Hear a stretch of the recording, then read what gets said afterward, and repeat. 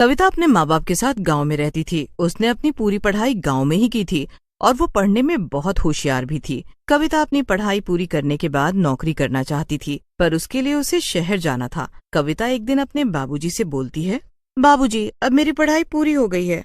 हाँ बेटी, हमें तो यकीन ही नहीं होता कि तू इतना पढ़ लिख गई है, वरना गांव में कहाँ कोई पढ़ता लिखता है। हाँ, अब तो हमारी बेटी को बहुत अच्छा रिश्ता मिलेगा। माँ, अभी मैं बस 20 साल की हूँ, आप मेरी अभी से शादी की बात मत करो। अरे बेटी, पर शादी तो करनी ही पड़ेगी ना। वैसे भी हम नहीं चाहते जो गरीबी हम देख रहे हैं वो तू भी देखे। दूसरे के घर जाएगी तो आराम से जिंदगी काटेगी। और आपका क्या मतलब? आपने अपना पेट काट काट कर जो मुझे पढ़ाया है उसका क्या? आप वही के वही गरीब और वही जिंदगी काटते रहोगे। मैं शहर जाना चाहती हूँ नौकरी करने। वहाँ जाकर मैं अच्छी नौकरी करूंगी और आपको यहाँ पैसे भेजती रहूंगी। जब ठीक लगेगा तो आपको भी वहीं बुला लूंगी। ये बात सुनकर कविता के माँ बाप एकदम परेशान हो जाते हैं और वो कविता को शहर भेजने को बिल्कुल भी राजी नहीं होते। बड़ी मुश्किल से कविता अपने माँ बाप को शहर जाने के लिए राजी करती है। आखिरकार कविता के माँ बाप मान जाते हैं। फिर कविता खुशी खुशी शहर चली जाती है। वहाँ जाकर वो सबसे पहले अपने लिए एक कमरा ढूंढती है। उसके बाद वो नौकरी ढूंढने के लिए निकल पड़ती है और उसे एक जगह दीवार पर एक पर्चा चिपका मिलता है। अरे, इस कंपनी में तो वैकेंसी है। कविता दिए गए नंबर पर कॉल करती है। हेलो जी, मैं कविता बोल रही हूँ। वो मैंने अभी एक पर्चे पर देखा है, आपके ऑफिस में वैकेंसी खाली है। जी हाँ, आप आज रात को 10 बजे के बाद आ जाना। 10 बजे? अरे, इतनी रात को इंटरव्यू? इंटरव्यू का यही टाइम है मैम। ठीक है, फिर मैं आती हूँ 10 बजे। कविता को थोड़ा अजीब लगता है कि आखिर 10 बजे कौन बुलाता है, पर उसे जाना तो था ही, इसलिए वो अपनी फाइल उठाकर ठीक 10 बजे उसी पते पर पहुंच जाती है। कविता देखती है कि बिल्डिंग में कोई भी नहीं है, सब जगह अंधेरा है, पर फिर भी वो लिफ्ट में जाती है। लिफ्ट 10वीं मंजिल पर आकर एकदम से रुक जाती है। लिफ्ट का दरवाजा खुलता है और कविता लिफ्ट के बाहर आती है। सामने ही ऑफिस का गेट होता है। अंदर एक हल्की सी रोशनी होती है। कविता थोड़ी घबराई हुई होती है क्योंकि ये एक तो उसका पहला इंटरव्यू होता है और ऊपर से इतनी रात को। हिम्मत करके कविता ऑफिस का गेट खोलती है और अंदर आती है। यहाँ तो कोई भी नहीं दिख रहा। मैं सही जगह पर तो आई हूँ ना? जी मैम, आप बिल्कुल सही जगह पर आई हैं। कविता अपने साइड में देखती है तो एक रिसेप्शनिस्ट बैठी होती है। रिसेप्शनिस्ट को देखकर कविता के चेहरे पर काफी देर बाद मुस्कुराहट आती है। जी मैम, बोलिए। जी, मेरा नाम कविता है और मेरी आपसे बात हुई थी नौकरी के लिए। ओह यस, आप अंदर चले जाइए, वो केबिन यहाँ के बॉस का है, आप उनसे जाकर मिल लीजिए। जी ठीक है, थैंक यू। कविता अपनी फाइल लेकर अंदर बॉस के केबिन में पहुंच जाती है। अंदर बॉस की कुर्सी दूसरी तरफ घूमी हुई थी और कविता को अपने बॉस का चेहरा बिल्कुल भी नहीं दिख पा रहा होता है। सर, वो मैं इंटरव्यू के लिए आई थी, ये मेरी फाइल है, इसमें मेरे सारे पेपर्स वगैरह हैं, आप एक बार देख लीजिए। बीए किया हुआ है लीलाबाई कॉलेज से, कंप्यूटर कोर्स भी कर रखा है और टाइपिंग भी आती है, इंग्लिश कोर्स भी किया हुआ है, पर अभी फ्रेशर हो। कविता ये सुनकर हैरान रह जाती है क्योंकि उसके बॉस ने अभी तक उसकी फाइल को हाथ भी नहीं लगाया होता है। बिना देखे इनको सब कैसे पता है?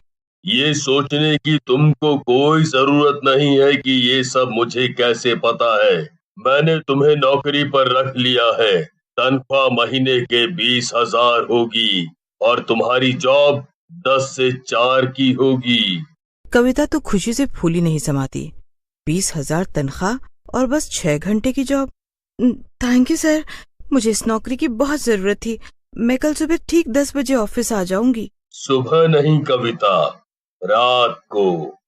ये मैंने तुम्हें रात के 10 बजे से सुबह 4 बजे का टाइम बताया है। कविता रात का नाम सुनकर एकदम परेशान हो जाती है। आखिर वो ऑफिस में काम करने वाली अकेली लड़की होती है और उसे पता होता है कि उसके माँ बाप इस बात के लिए कभी राजी नहीं होंगे कि उनकी बेटी रात को ऑफिस में काम करे। कविता काफी देर तक सोचती रहती है। इतनी अच्छी नौकरी छोड़ दूंगी तो पता नहीं दूसरी नौकरी कब, कहाँ और कैसे मिलेगी। इतनी तनख्वाह भी कोई नहीं देगा, पर माँ बाबूजी को कैसे मनाऊंगी? वो तो कभी हामी नहीं भरेंगे। बस एक ही तरीका है कि माँ बाबूजी को बताऊं ही ना, कि मैं रात में ऑफिस में काम करती हूँ। जी मैं आ जाऊंगी, मैं कल ठीक 10 बजे पहुँच।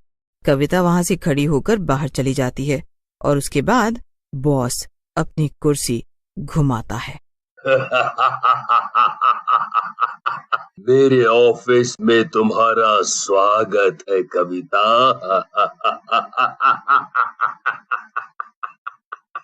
कविता इस बात से बिल्कुल अनजान होती है कि उसका बॉस एक भूत है। वो तो बस अपनी नौकरी को लेकर बहुत खुश होती है। उसके बाहर जाने के बाद ही वो रिसेप्शनिस्ट भी एक चुड़ैल में बदल जाती है। इधर कविता भी अपने कमरे पर पहुंच जाती है। रात को आराम की नींद लेकर जब कविता सुबह उठती है तो सबसे पहले अपनी माँ को चिट्ठी लिखती है कि वो ठीक से शहर पहुंच गई है और उसे कमरा और नौकरी दोनों मिल गए हैं। कविता पूरे दिन खाली होती है, इसीलिए वो अपने कमरे की बालकनी में जाकर खड़ी हो जाती है।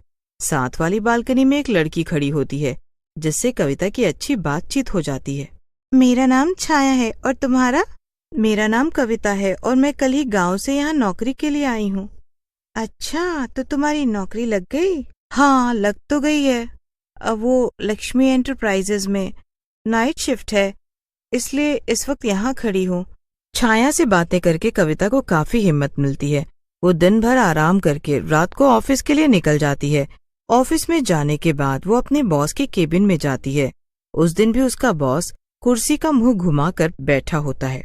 कविता बाहर आ जाती है और मानसी से अपना काम पूछने लगती है। वो रही तुम्हारी टेबल, वहाँ पर कुछ फाइल रखी हैं, वो सारी एंट्री तुमको कंप्यूटर पर करनी है। कविता अपनी सीट पर जाकर बैठ जाती है और काम करने लगती है। उसके बाद जब वो टाइम देखती है तो 12:10 हो रहे थे। अरे ये क्या हो रहा है, मैं इतने घंटों से काम कर रही हूँ और बस 10 मिनट ही हुए हैं, कहीं ये घड़ी खराब तो नहीं। उसके बाद वो फिर से काम पर लग जाती है। घंटों तक काम करने के बाद जब कविता बहुत बुरी तरह से थक जाती है तो वो फिर से टाइम देखती है, पर घड़ी में 12:30 ही बज रहे होते हैं। कविता गुस्से में आ जाती है। ऐसा कैसे हो सकता है, ये टाइम आखिर बढ़ क्यों नहीं रहा? कविता जल्दी से उस रिसेप्शनिस्ट के पास जाती है। इतनी देर हो गई है पर इस घड़ी की सुई चली नहीं रही है। तुम चुपचाप बस काम करती रहो। अरे पर पता नहीं मुझे ऐसा क्यों लग रहा है कि मैं 10-15 घंटे से काम ही करी चली जा रही हूँ। रिसेप्शनिस्ट अपना सर ऊपर करती है। फिर कविता की हालत उसकी शक्ल देखकर बहुत बुरी हो जाती है। उसके चेहरे से पसीने टपकने लगते हैं। चुपचाप जाकर अपना काम करो वरना बॉस तुमको नौकरी से निकाल देंगे। मुझे नहीं करनी यहाँ पर नौकरी, मैं जा रही हूँ अपने घर। नहीं जा सकती, अपना काम खत्म किए बिना तुम यहाँ से कहीं नहीं जा सकती। कविता वहां से भागती है और ऑफिस का गेट खोलती है, पर वो तो खुलता ही नहीं है। उसके बाद वो हड़बड़ाती हुई अपने बॉस के केबिन में जाती है। सर वो बाहर रिसेप्शनिस्ट है ना, वो एक चुड़ैल है। इतना सुनकर वो बॉस अपनी कुर्सी से घूमता है और अब बॉस की शक्ल देखकर कविता की हालत और भी ज्यादा बुरी हो जाती है। कविता रोने लगती है, पर उसके भूतिया बॉस पर उसकी बातों का कोई असर ही नहीं हो रहा होता। कविता के पास वहां से निकलने का बस एक ही तरीका होता है। कविता अपनी सीट पर जाकर बैठ जाती है। डर के मारे उसकी हालत बहुत खराब हो रही होती है, पर वो फिर भी एक एक फाइल उठाकर काम करती जाती है। उसे काम करते करते घंटों हो जाते हैं। अब मैं क्या करूं?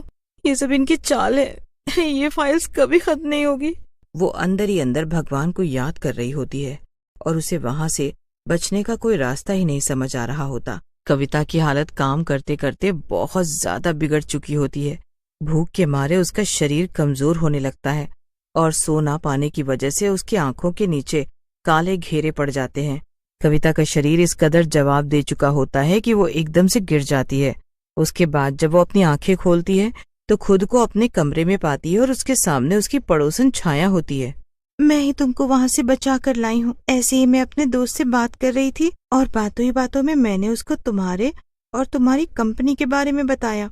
उसने मुझे बताया कि वो एक भूतिया कंपनी है। 2 साल पहले की बात है। वहाँ के बॉस का अपनी रिसेप्शनिस्ट के साथ अफेयर था। वहाँ पर काम करने वाली एक लड़की ने इसकी खबर उस बॉस की बीवी को दे दी। फिर एक रात को वो अचानक ऑफिस ही पहुंच गई। जब उसने उन दोनों को साथ देखा तो उसने अगले दिन खाने के डब्बे में जहर मिलाकर अपने पति को दे दिया। जब वो खाना ऑफिस में उस बॉस और रिसेप्शनिस्ट ने खाया तो दोनों ही मर गए। वो अपनी दोस्त का शुक्रिया अदा करती है और फिर छाया उसे अपने ही ऑफिस में जॉब दिलवा देती है और दोनों अच्छे से वहीं काम करते हैं।